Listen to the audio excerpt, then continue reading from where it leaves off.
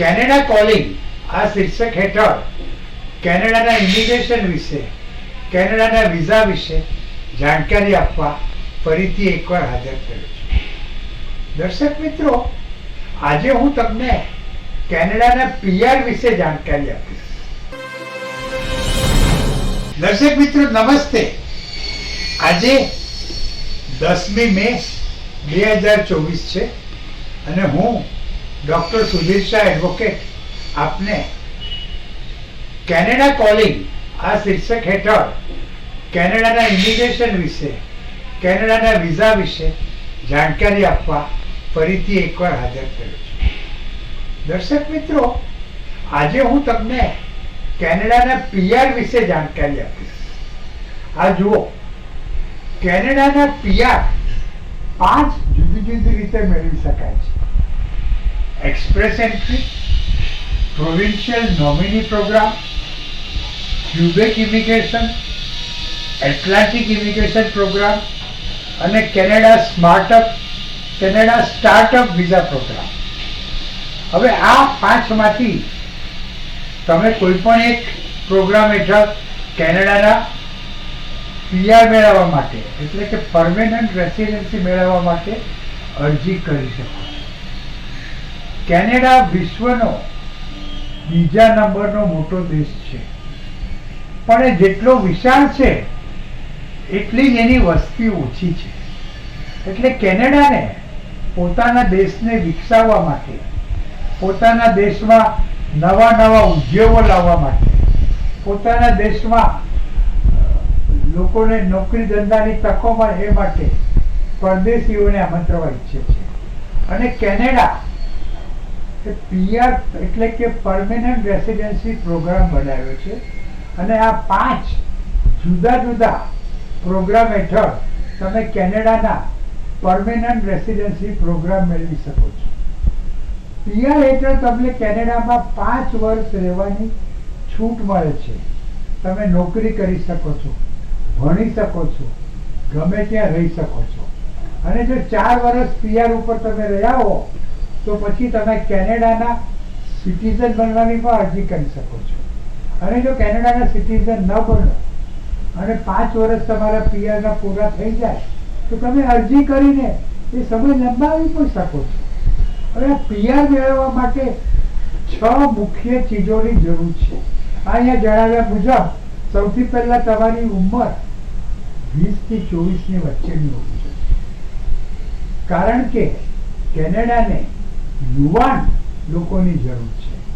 એટલે જો તમારી ઉંમર 40 થી વધુ હશે તો તમને આ પીઆર માટે જે માર્ક્સ મેળવવા પડે એ નહીં મળે. બીજું, તમારું ભણતર હોવું જોઈએ. ઓછામાં ઓછું હાયર સેકન્ડરી સ્કૂલ સુધીનું તમારું ભણતર તો હોવું જ જોઈએ.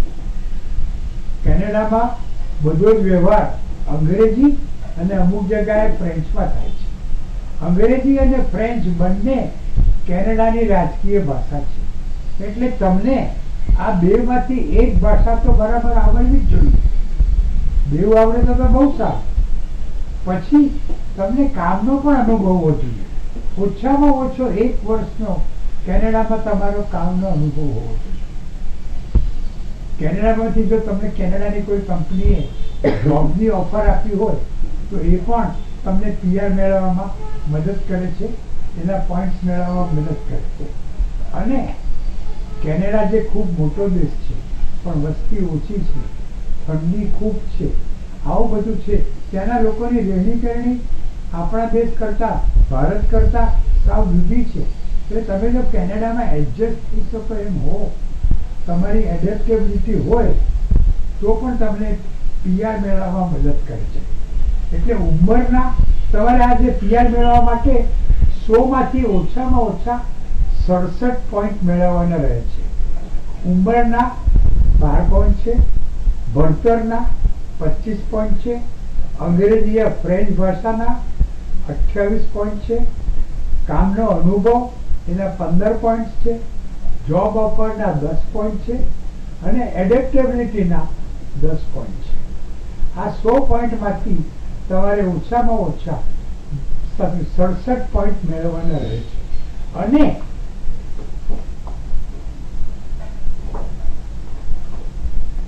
પીઆર મેળવવાના 7 રસ્તા છે, 7 પગથિયા છે. સૌથી પહેલા તમે જે ભણેલા છો તે તમારું એજ્યુકેશનલ ક્રેડેન્શિયલ એસેસમેન્ટ કરાવવાનું રહે છે. તમે પરદેશી છો, તમે કેનેડામાં જે ભણતર મળે છે એને બરાબરનું ભણતર કર્યું છે એ દેખાડવું પડે છે. પછી લેંગ્વેજ પ્રોફિશિયન્સી રિપોર્ટ આપવો પડે છે. ટોફેલ કે આઈલ્સની પરીક્ષા આપવાની રહે છે અને દેખાડી આપવાનું રહે છે કે તમને અંગ્રેજી બરાબર આવડે છે. એક્સપ્રેસ એન્ટ્રી એપ્લિકેશન કરવાની રહે છે. CRA સ્કોર આપવાનો રહે છે.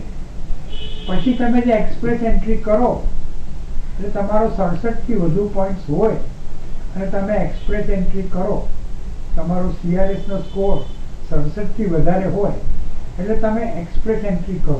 પછી એમાં ડ્રો થાય છે અને એ ડ્રોમાં જો તમે નસીબ બનતા નીવડો તો તમને PR બનવા માટે એની એપ્લિકેશન કરવા માટે આમંત્રણ આપવામાં આવે છે. એ આમંત્રણમાં અમુક સમયની અંદર જ તમારે અરજી કરવાની રહે છે. એટલે જે ફોર્મ ભરવાનું હોય, જે દસ્તાવેજો આપવાના હોય એ બધા તમે આપો અને એપ્લિકેશન કરો PR માટે. એટલે પછી એ લોકો તમારી ચકાસણી કરે છે. એને લગભગ 8 થી 12 મહિના લાગે છે અને જો તમે સફળ થાવ તો તમને કેનેડાના PR મળે છે. PR મળેથી તમે કેનેડામાં પરમેનન્ટ રહી શકો છો અને પછી જો ઈચ્છો તો 4 વર્ષ પછી કેનેડાના સિટીઝન પણ બની શકો છો. તમારી જોડે તમે તમારી પત્ની અથવા પતિ અને બાળકો 21 વર્ષથી નીચેના અને અવિવાહિત એમને પણ બોલાવી શકો છો. આમ કેનેડા જો તમારે જવું હોય, ત્યાં સ્થાયી થવું હોય, ત્યાં ભણવું હોય, ત્યાં નોકરી કરવી હોય, ત્યાંની સિટીઝનશીપ મેળવવી હોય તો તમે કેનેડાના PR મેળવવાની અરજી કરી શકો છો. અને દર્શક મિત્રો, આને લગતી તમને કંઈ વધુ જાણકારી જોઈતી હોય તો ટેન્શન નહીં લેતા, મેળવના.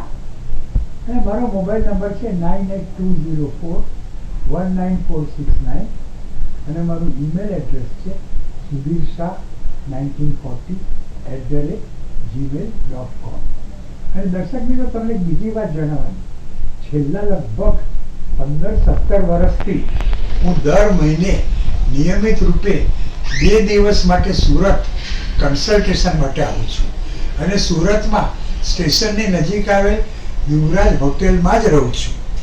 આ મહિને પણ એટલે કે મે મહિનામાં મે 2024માં હું 14મી અને 15મી તારીખે સુરતમાં યુવરાજ હોટેલમાં છું.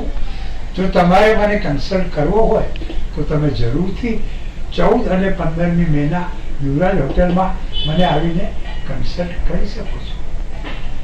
તો દર્શક મિત્રો, કેનેડા જવું હોય, કેનેડાના PR મેળવવા હોય તો ડોન્ટ ટેક ટેન્શન. સુધીર સાહેબા, અને એક બીજી વાત, આને લગતું તમારે કંઈ પણ પૂછવું હોય તો મને તમે ઈમેલ કરશો કે તમે મને ફોન કરશો તો તમારે મને મારી પ્રોફેશનલ ફી તો આપવાની રહેશે. આ ખબર છે એમાં હું તમને જે બધી જાણકારી આપું છું એ ફ્રી છે, પણ હું આખરે એડવોકેટ છું. હું પ્રેક્ટિસ કરું છું અને ઘોડા જો ઘાસ સે દોસ્તી કરેગા તો ખાએગા ક્યાં. એટલે તમને આ બધી માહિતી તો ફ્રીમાં મળે છે, પણ મને કન્સલ્ટ કરવા આવશો તો તમારે મારી ફી આપવી પડશે. તો કેનેડા જવું હોય તો ડોન્ટ ટેક ટેન્શન. મહેણા